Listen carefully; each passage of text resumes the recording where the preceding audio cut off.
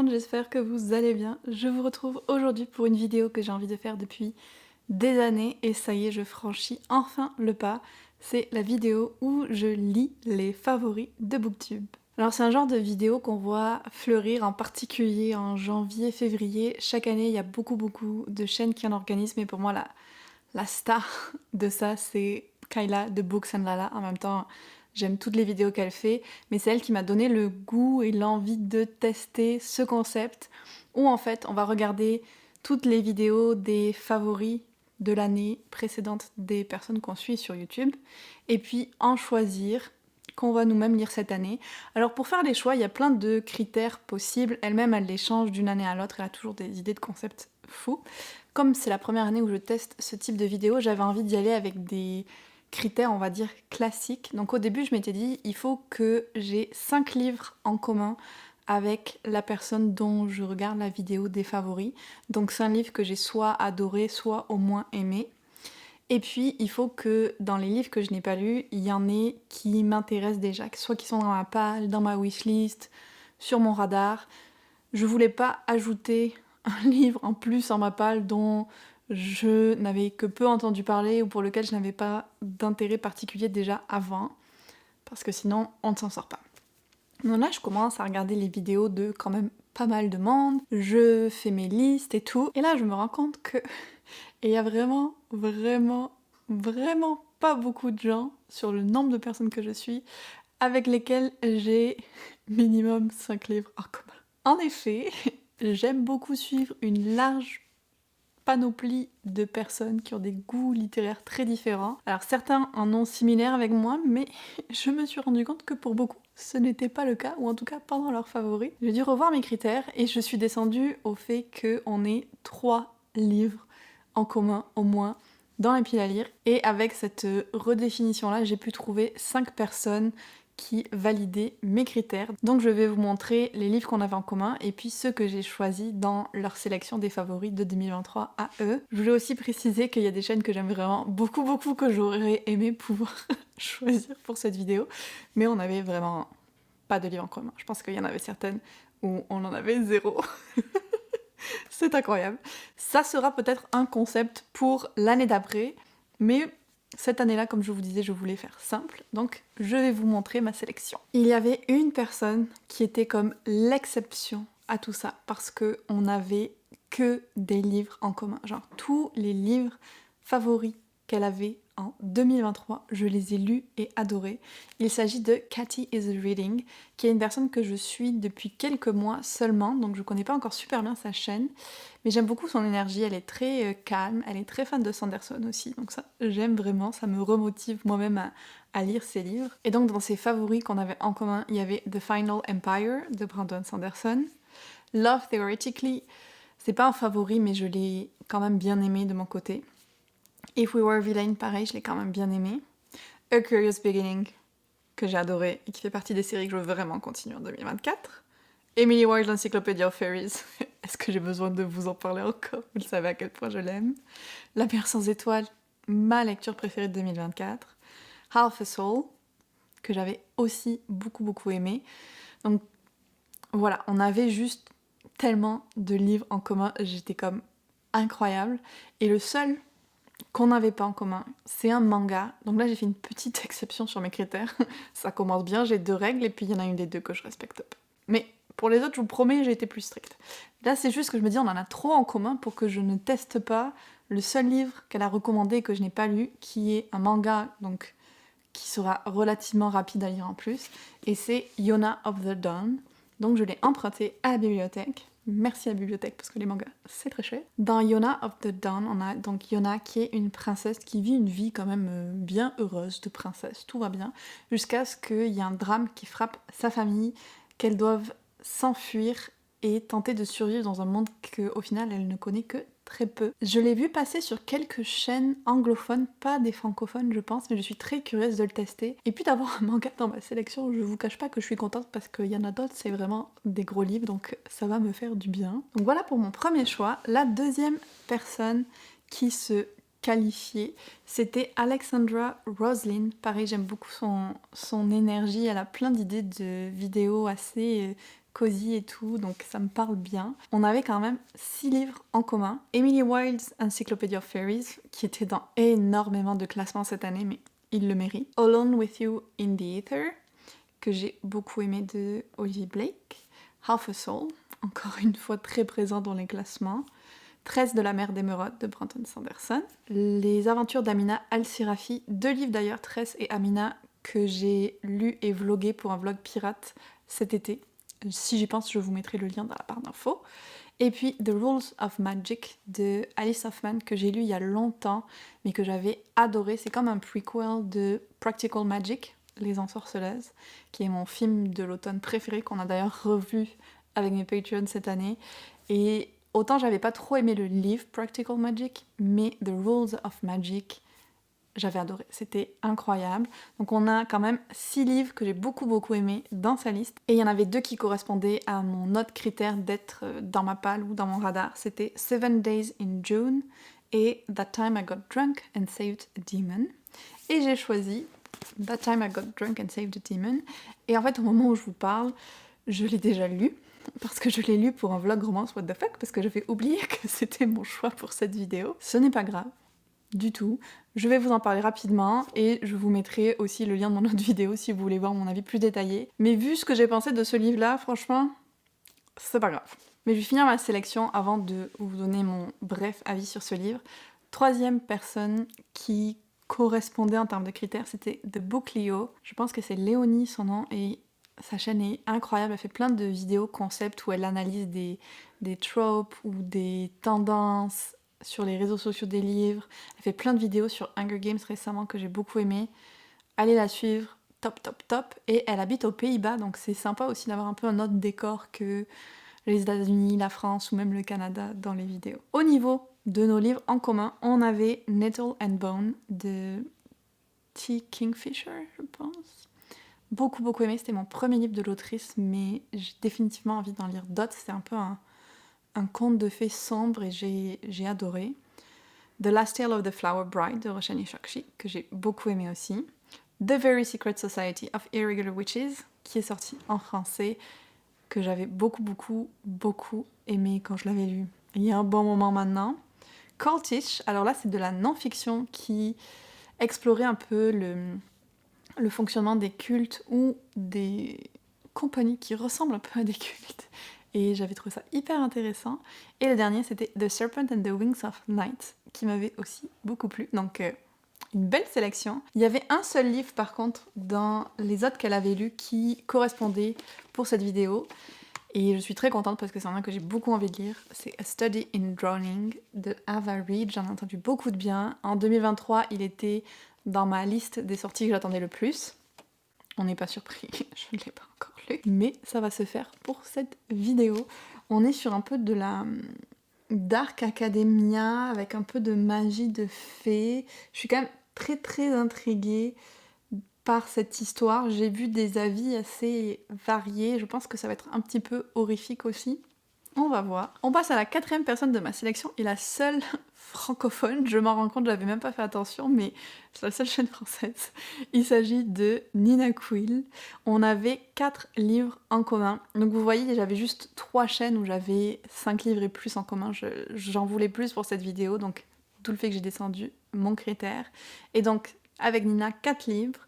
Mysteries of Thorn Manor, que j'ai beaucoup aimé. J'adore Margaret Rogerson comme autrice. From Blood and Ash, je l'ai lu il y a quelques années et j'avais quand même pas mal aimé en termes de romantaisie. Là, je suis en débat de est-ce que je continue la série ou non, parce qu'il y a plein de gens qui disent que plus ça va, moins ça va dans la série. En français, c'est de cendre et de sang, de sang et de cendre. Je suis sûre que vous voyez parce que la couverture est la même en français et en anglais. On avait Fourth Wing, pas une surprise, et The Serpent and the Wings of Night, encore une fois, ce n'est pas une surprise. Mais quand je vois ça, j'en reviens pas que on ait lu The Serpent and the Wings of Night, parce que je l'ai lu juste après elle, je pense. En 2023, j'ai l'impression que ça fait tellement plus longtemps. mais non, ça fait moins d'un an. Et donc dans les options, il y en avait 2. Il y avait Daughter of No Word, qui est de la même autrice, c'est celle qui a écrit The Serpent and the Wings of Night, Carissa Broadbent. Et puis il y avait The Witch Collector, dont elle parle énormément. j'étais quand même déjà beaucoup intriguée par ce livre. Et puis à un moment, elle a partagé un lien dans ses stories comme quoi il était gratuit sur Kindle pendant une journée ou quoi. Donc je l'ai pris. Et ça tombe bien parce que quelques jours après, j'ai regardé sa vidéo favori et j'ai vu qu'il était dedans. Donc c'est lui que je vais lire pour la sélection de Nina et j'ai vraiment hâte. Je vais essayer de le lire assez rapidement parce que c'est quand même un livre hivernal de ce que j'ai compris. Donc faut pas trop traîner.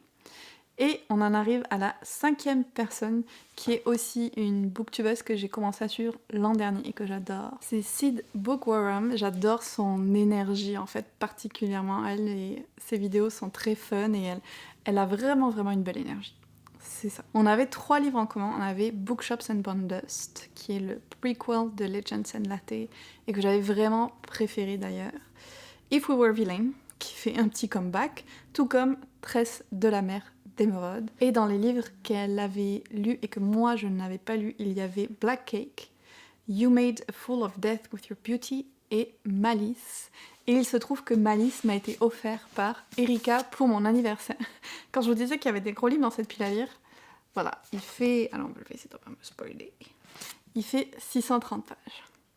Ça va être quelque chose. J'ai quand même très hâte de lire parce que c'est de la fantasy épique. Et ce que Sydney disait dans ses vidéos, c'est que les personnages sont vraiment hyper cool dans cette série. Donc je suis extrêmement intriguée, un peu intimidée, mais j'ai hâte parce que ça fait longtemps que j'ai pas lu ce genre de fantasy épique là. Et ça va être très cool parce que ça reste mon genre original de livre. J'ai envie, les premiers livres qui m'ont vraiment accroché, c'était de la fantasy épique. Donc ça reste ce que j'aime lire vraiment dans mon cœur. Même si j'en lis moins maintenant. Donc ça me fait une sélection quand même assez variée. On a la fantasy épique. On a, ça je pense que c'est du Young Adult Dark Academia. De la romance spicy avec des monstres. The Witch Collector qui est de la romantasy. Et Yona of the Dawn, un manga. Bon alors, certes, il y a toujours un petit peu de fantasy là-dedans, mais ça, ce n'est pas une surprise. J'ai vraiment très hâte de tester ces différents livres. Donc je ne sais pas combien de temps ce vlog va durer. Le temps que je lise tout ça. Je vais pas me mettre trop de pression, mais ça je pouvais sortir cette vidéo en mars. Ce serait l'idéal. On croise les doigts. Et comme je vous disais, j'ai déjà lu That Time I Got Drunk and Saved the Demon. Très brièvement. L'intrigue, c'était n'importe quoi dans ce livre. N'importe quoi, ça n'avait aucun sens. Je veux bien que c'est pas le but principal du livre, que c'est une lecture légère, qu'il faut prendre peut-être avec plus de distance ou pas avoir trop d'attente, mais quand même, si tu fais une intrigue, tu fais l'effort de faire une intrigue dans une romance comme ça, un minimum de consistance et de logique, s'il vous plaît. Un minimum, juste un petit peu. Là, c'était pas du tout le cas.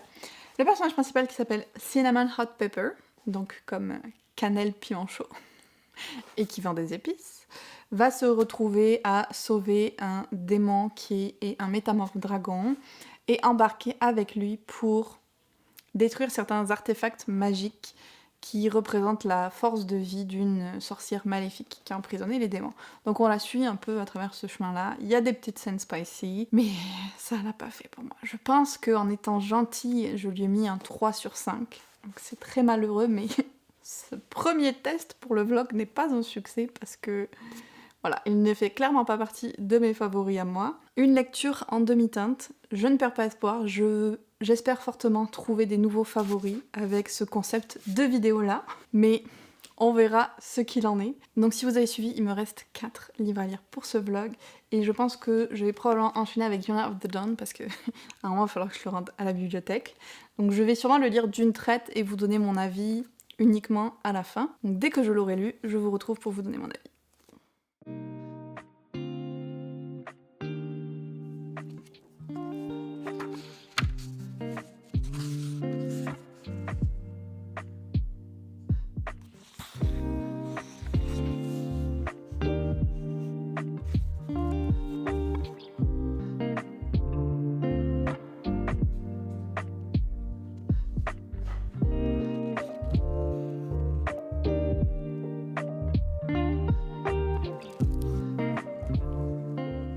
Comme prévu, j'ai donc poursuivi ce vlog avec Yona of the Dawn pour me faciliter la tâche parce que voilà, le manga m'a pris 1 heure à lire en soir ou quelque chose comme ça.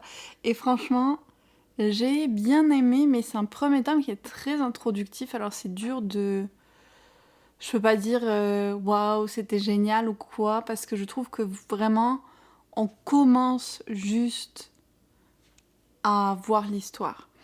Principalement, on a Yona qui est la princesse unique d'un royaume et son père en est le roi qui est vu comme un peu un lâche, quelqu'un qui utilise jamais les armes, qui est toujours d'accord avec ses conseillers, donc pas un roi nécessairement charismatique. Et il se trouve que pour cette raison et pour d'autres aussi, par la façon dont il est arrivé au pouvoir, il y a des gens qui vont vouloir se venger, qui vont le tuer.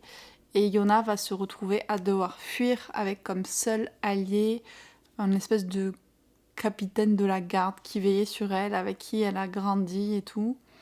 On sent le possible potentiel de romance là-dedans. Le temps m'avance pas beaucoup, peut-être parce que toute la première partie, c'est vraiment une mise en scène où on découvre un peu les personnages, les différents acteurs de l'histoire. Puis, il y a le meurtre qui arrive et il y en a qui commencent à fuir, mais on va vraiment pas loin là-dedans.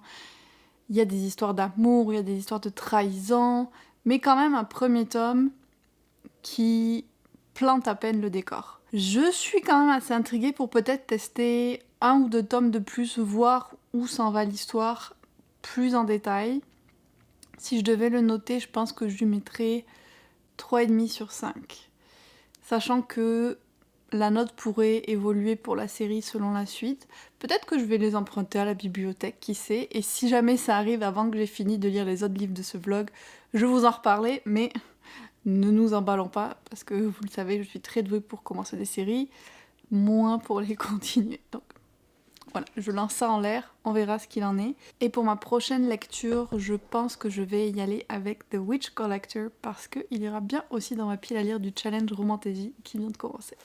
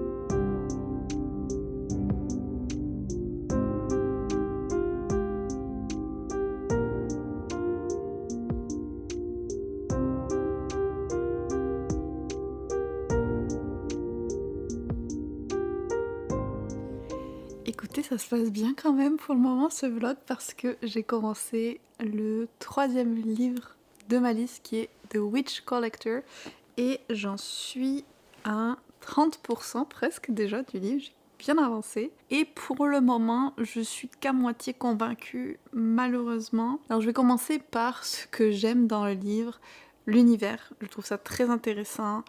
la façon dont la magie s'exprime, le fait qu'il y ait des sorcières, qu'il y ait des marques sur le corps, que la magie se chante, et que justement notre héroïne, Reina, qui est muette, utilise un langage des signes pour communiquer. Donc là, l'autrice dit que c'est le SEE, Signed Exactly English, c'est ça que ça veut dire. Donc elle a réussi à transformer la magie pour pouvoir l'utiliser comme ça. Et c'est là que je me dis quand même, je ne sais pas ce qui se passe cette année, mais c'est la 3e lecture que je fais en 2 mois du coup, où il y a un personnage qui utilise une langue des signes. Alors là, depuis le début, c'était plutôt le ASL, American Sign Language. Alors que je pense que de toute ma vie, j'en ai peut-être même pas lu 3, où il y avait des personnages qui utilisaient avant ça une langue des signes. Donc je suis comme, qu'est-ce qui se passe en 2024 ? C'est quand même un aspect que je trouve vraiment intéressant dans le livre. Et donc d'un côté, on a Reina qui est une sorcière qui habite dans un petit village du royaume du Nord. C'est découpé dans les 4 points cardinaux, donc ça c'est assez facile. Et son but dans la vie, et c'est là que ça commence à aller pour moi, c'est que c'était de se venger du Witch Collector, donc la personne qui vient collecter chaque année une sorcière qui va venir aider à protéger le royaume. Parce qu'il y a 8 ans, il est venu récupérer sa sœur, et donc elle veut se venger, et elle veut retrouver sa sœur. Et la fille est censée avoir 24 ans, et je trouve que dans sa tête, c'est comme si elle en avait 12 par rapport à ça. Genre. Elle établit un plan pour se venger qui est assez ridicule, quand on y pense. Elle est tellement, genre, focus qu'elle n'est pas capable d'écouter n'importe quelle autre personne qui lui dit que les choses sont peut-être différentes de celles qu'elle pense. Tout ce qu'on lui dit, elle y croit pas. Pour elle, vraiment, le Witch Collector, Alexis, ça va être plus facile de l'appeler par son prénom, et le roi, c'est des méchants qui ont enlevé sa sœur. Et d'un côté, je peux le comprendre. D'un autre, peut-être pas d'une personne de 24 ans qui l'internalise comme ça. Ça me tapait un peu sur les nerfs. Son personnage me tapait sur les nerfs à ce sujet-là. Genre, elle est vraiment comme... C'est ça fait un personnage un peu déconnecté de la réalité et de ses capacités et de ce qui est réaliste et vraisemblable. Et ça me saoule un petit peu. Ça, c'est le côté Reina. Côté Alexis, donc le Witch Collector, lui, c'est un personnage assez mystérieux. On comprend qu'il n'est pas nécessairement qui on pense qu'il est au premier abord. Mais en effet, chaque année, il vient récupérer une jeune fille ou... Est-ce que ça peut être un homme aussi ? Peut-être, j'imagine. Qui va aller travailler pour le roi, dans la garde du roi, pour protéger le royaume de possibles envahisseurs. Et là, on découvre que cette année-là, il a déjà pour but d'aller chercher Reina sur les conseils de la sœur de celle-ci, parce que, plot twist, c'est son amie. Ce que Reina ne sait pas. Donc même si leurs objectifs sont très différents, ils ont le but commun de se retrouver, ces 2 personnes-là. Et ce qui vient un peu mettre le bazar, c'est qu'il y a un autre royaume qui décide de les envahir, alors qu'il est en chemin pour aller récupérer Reina. Et alors là, ça devient extrêmement confus, parce que t'as l'armée ennemie qui attaque un village après l'autre, et le Witch Collector qui, pour une raison que j'ignore, arrive juste quelques minutes avant eux à chaque village, alors qu'il est tout seul avec son cheval, et que les autres s'arrêtent pour tuer tout le monde. Donc il avait quand même le temps de les devancer. Puis ça finit qu'au moment où il arrive au village de Reina, c'est le moment où ils se font attaquer, et que malheureusement, quasiment toutes les personnes dans le village meurent, et donc Reina part avec lui pour retrouver sa sœur. Ce que je vous ai pas dit, c'est que Reina, bien sûr, est spéciale et elle a des pouvoirs que personne d'autre n'a et qui pourraient être utiles dans cette guerre. Donc c'est à peu près ça qui se passe dans la partie que j'ai lue. C'est vraiment une mise en place un peu de l'intrigue. On va voir comment ça continue. Ça va déjà un petit peu mieux maintenant que les deux sont ensemble et que je pense qu'il va y avoir plus d'exploration sur les pouvoirs que Reina elle a ou leur relation à tous les deux. On va voir. On sent déjà qu'il y a une attirance physique. Surprise, surprise. Donc j'espère que la suite va aller mieux et que Reina va gagner un peu de nuance dans ce qui se passe dans sa tête. On va voir.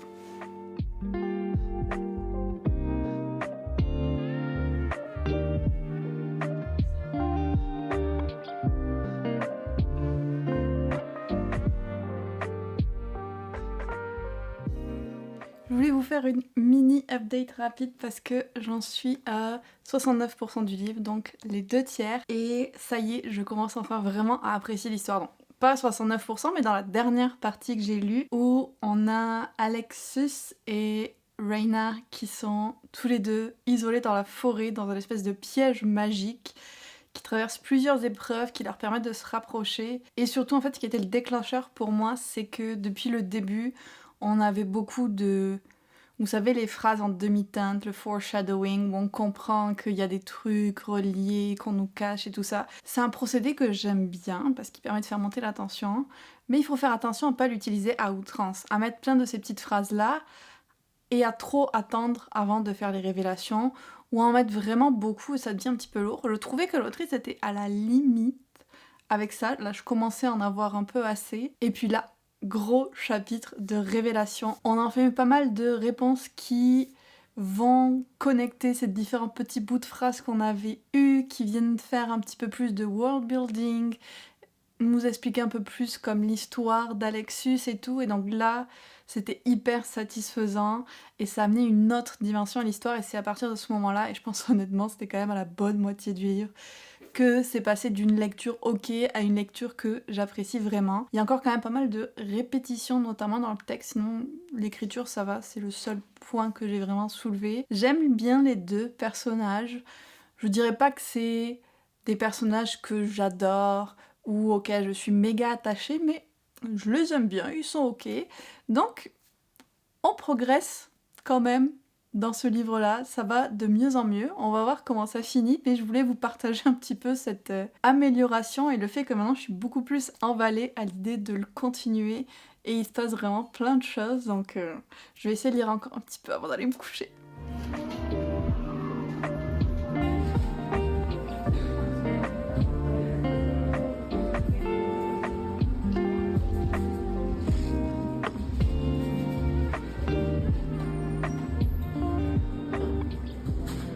Pour vous, ça ne fera aucune différence, mais je tiens à dire que j'ai réussi à finir The Witch Collector la veille de notre départ en Guadeloupe, donc je peux partir sans aucun livre en cours, à part un livre audio, mais aucun livre autre pour un projet de vidéo ou quoi en cours. J'ai réussi à finir tous les livres que j'avais prévus, et ça, c'est un petit miracle. Et donc, pour revenir à The Witch Collector, la fin, depuis que je vous ai fait la dernière update, il s'est passé vraiment beaucoup de choses, ça n'a pas arrêté de l'action, de l'action, de l'action, des moments assez intense émotionnellement, physiquement aussi pour les personnages, j'ai envie de dire. Unpotted Sand Spicy, bien sûr, on l'attendait, elle y était. C'était pas ma préférée, c'était pas la pire que j'ai lue, c'était correct. Et puis, mon avis global, du coup, c'est quand même amélioré pas mal au fur et à mesure de ma lecture par rapport à comment j'en étais au point de départ. J'ai quand même trouvé que certains trucs étaient peut-être un petit peu brouillons, mais de façon globale, j'ai vraiment passé un bon moment sur toute la deuxième moitié du livre. Je me suis bien immergée dans l'univers, avec les personnages surtout. Je pense que les personnages ont plus de poids que l'univers pour moi dans ce livre. On a découvert d'autres personnages secondaires aussi qui, j'imagine, auront un rôle dans la suite. Il y avait comme une petite intrigue, il y avait une grande intrigue. La petite est à peu près résolue.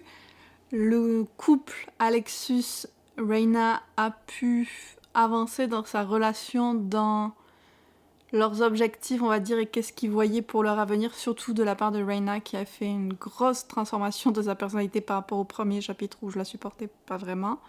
Là, elle a beaucoup changé et je l'apprécie beaucoup plus. Et donc la grande intrigue qui va continuer sur plusieurs livres de la série, j'imagine, elle... disons que certaines personnes sont en mauvaise posture, donc forcément ça donne envie de continuer à le lire. Je pense pas qu'il y ait d'éléments particuliers dans le livre que je veux souligner, il y avait vraiment les classiques de la romantasy avec un univers intéressant, des personnages sympas, donc une lecture assez solide, somme toute, qui irait sûrement dans le 3,75 petit 4 sur 5. Donc ce ne sera pas un nouveau favori pour moi, mais c'était quand même une chouette lecture. Et puis comme je vous disais, je suis quand même assez intéressée pour lire la suite, mais bon, vous me connaissez, combien de fois je dis ça, combien de séries je commence, et je ne continue pas au bout de plusieurs années. Donc on verra comment celle-là finira, mais potentiellement, je serai intéressée à l'idée de lire la suite. Et donc maintenant, il ne me reste que 2 livres à lire, mais pas n'importe lesquels, pour finir ce vlog. Je sais pas encore lequel sera ma prochaine lecture, mais je vous retrouve quand mon choix sera fait.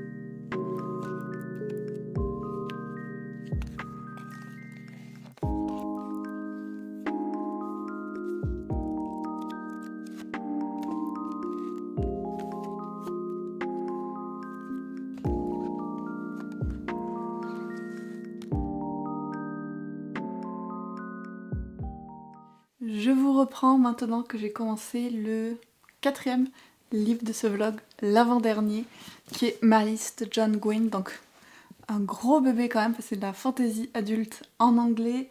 C'est dense, franchement, à lire. J'en suis à la page 105.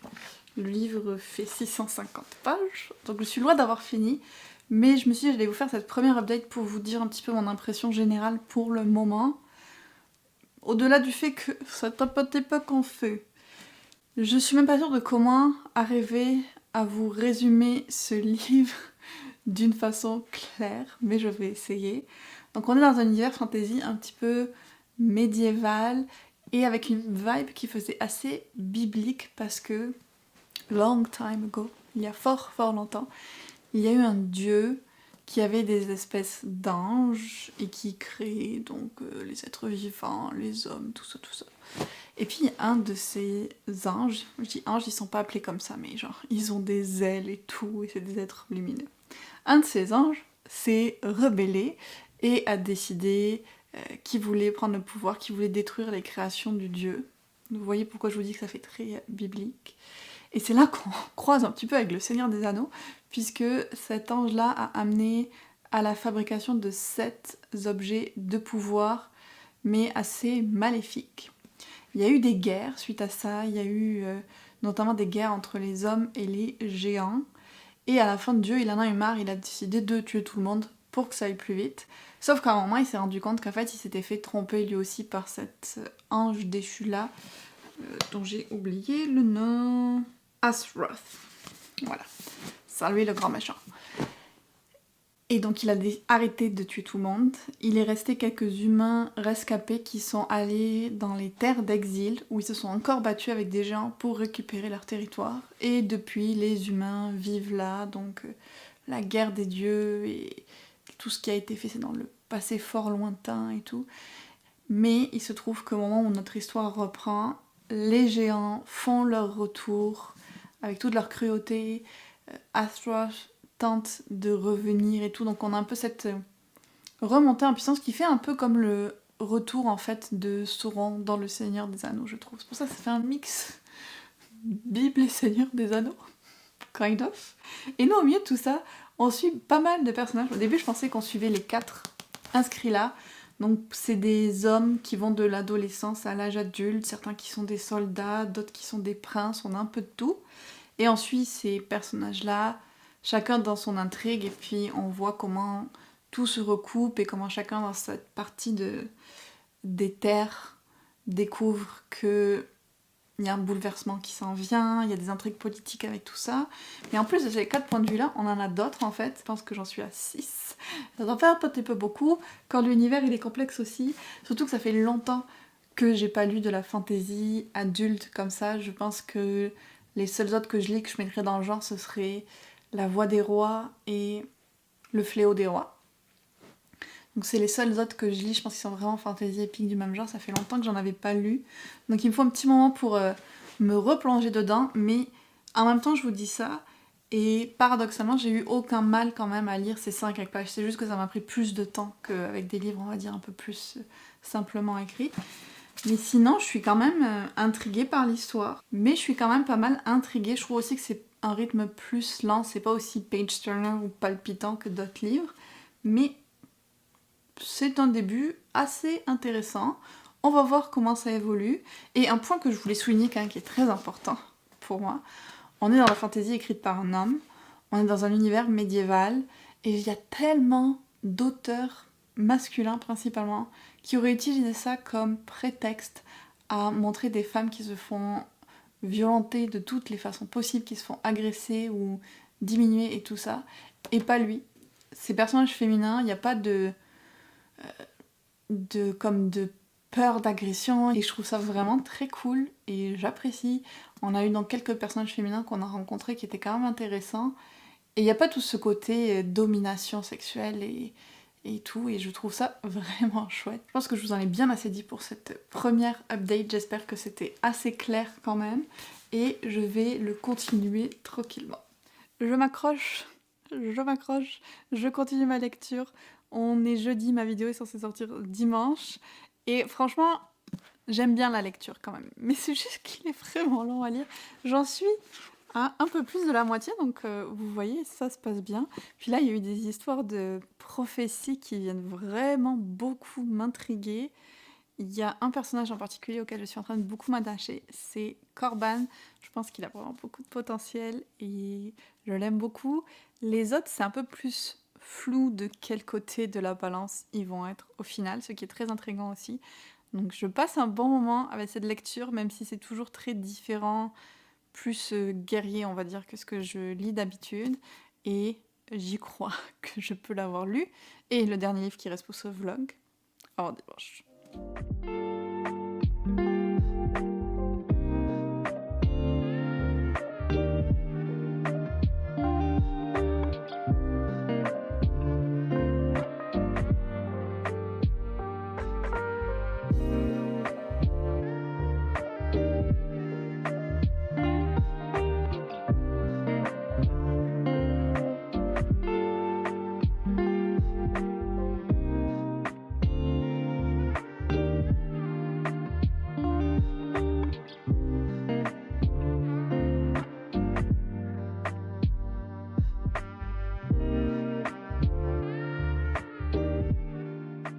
On vient de finir une session de reading sprint et j'ai aussi fini ma liste. Je suis trop contente, je pensais pas réussir à en lire autant aujourd'hui. J'ai quasiment lu la deuxième moitié du livre en entier et je suis trop contente.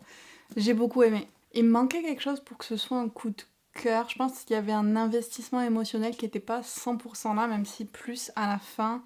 Franchement, les 200 dernières pages, j'étais trop à fond. Il se passe beaucoup de trucs. On a des réponses sur certains éléments. On a un personnage pour qui ça se passe pas très bien. Vraiment, les choses bougent à fond.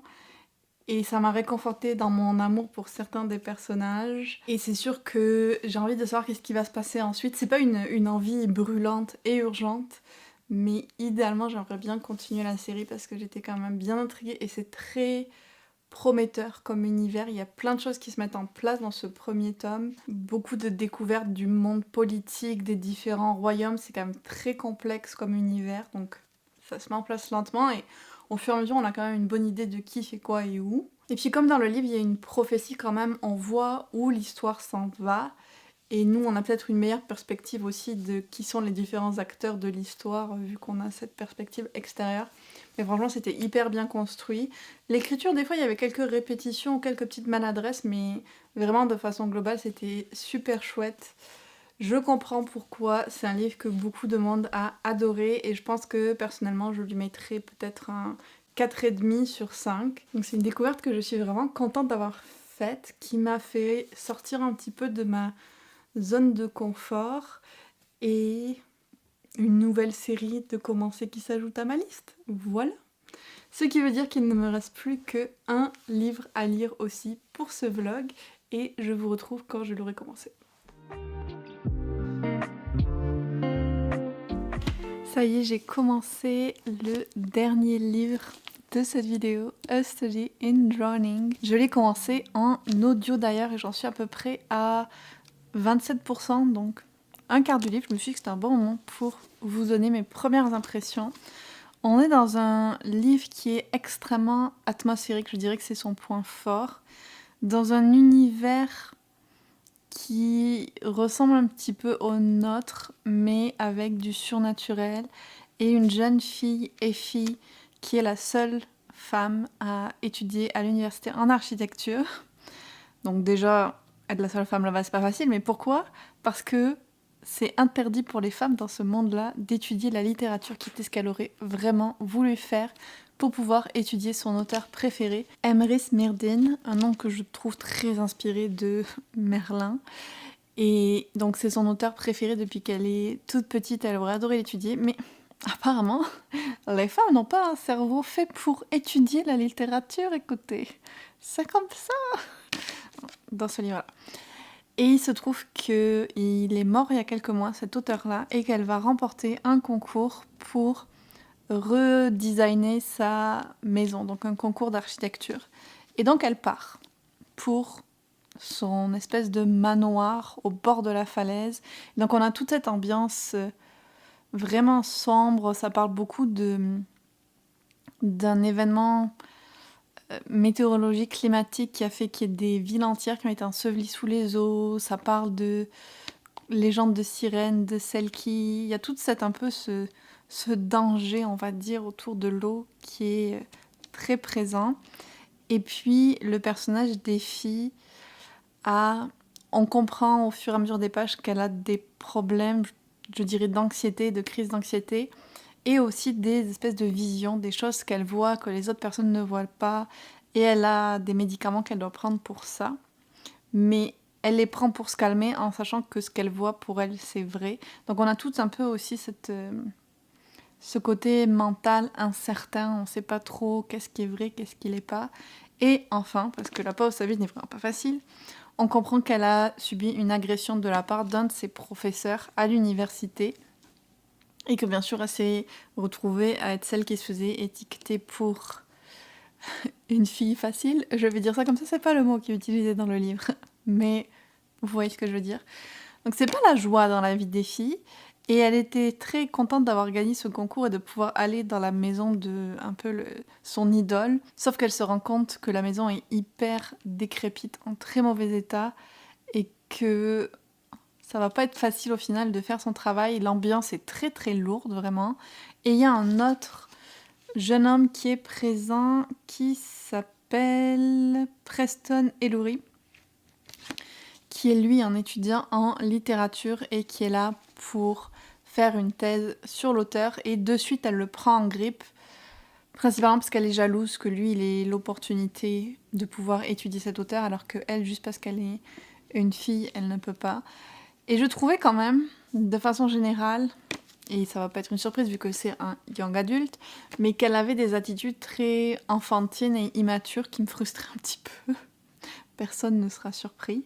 C'est pour ça que pour moi, la force de ce roman, pour le moment, c'est vraiment l'atmosphère, ce manoir lugubre, l'espèce de mystère sur le travail de l'auteur autour des faits, des visions de Effie. C'est très intéressant au niveau de cette structure-là.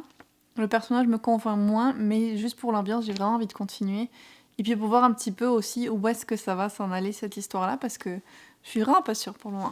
Donc je vais essayer de l'avancer tranquillement. Ça se lit quand même assez vite, ce qui est une bonne nouvelle pour moi.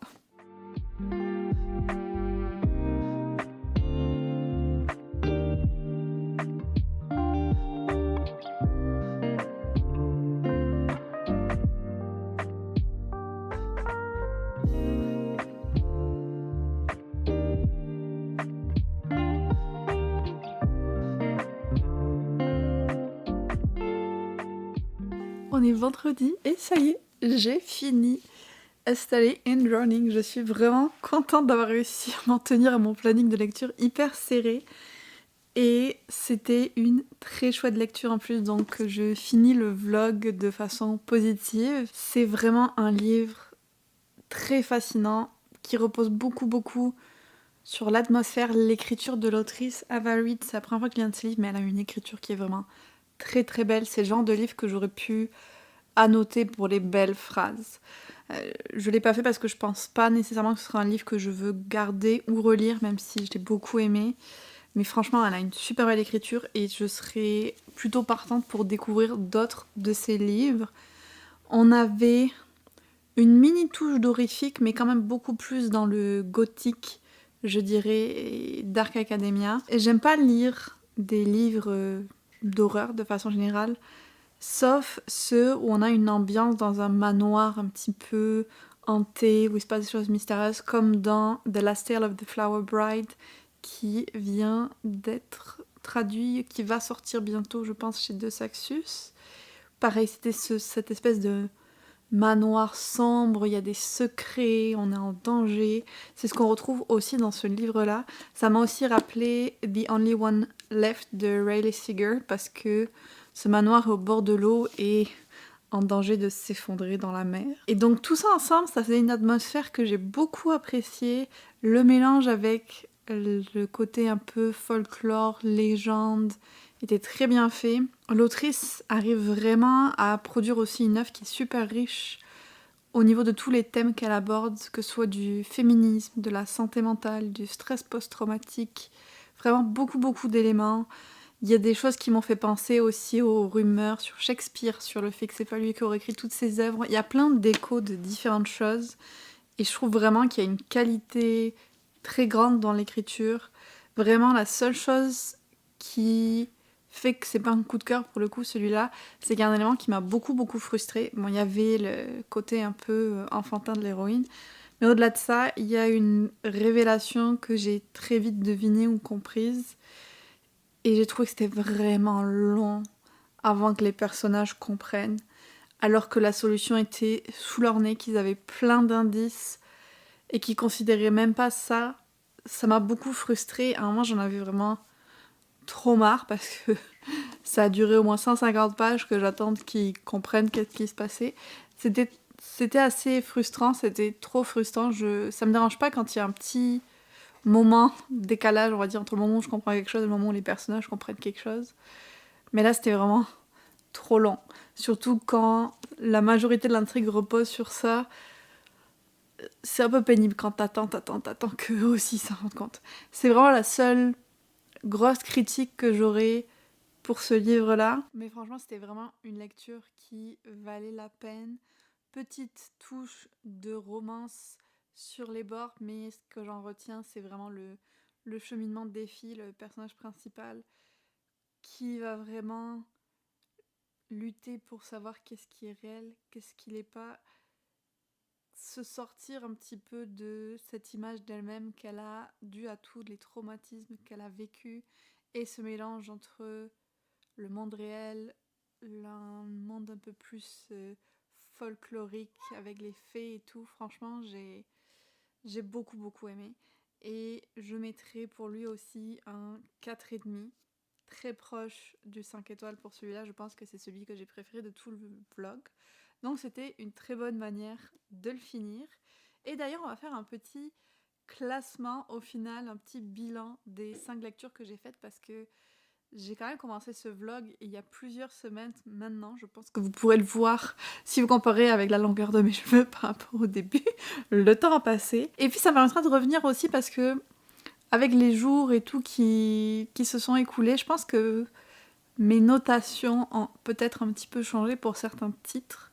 Donc pour rappel, j'ai commencé avec That Time I Got Drunk and Saved a Demon, qui est au final pour moi un 2 étoiles parce que j'ai quand même été pas mal déçue. Ça a été ma plus grosse déception, je pense, de ce vlog. Je pensais vraiment passer un moment fun et ça l'a pas fait. Ensuite, il y avait Yona of the Dawn. Je vais rester sur mon 3,5 sur 5.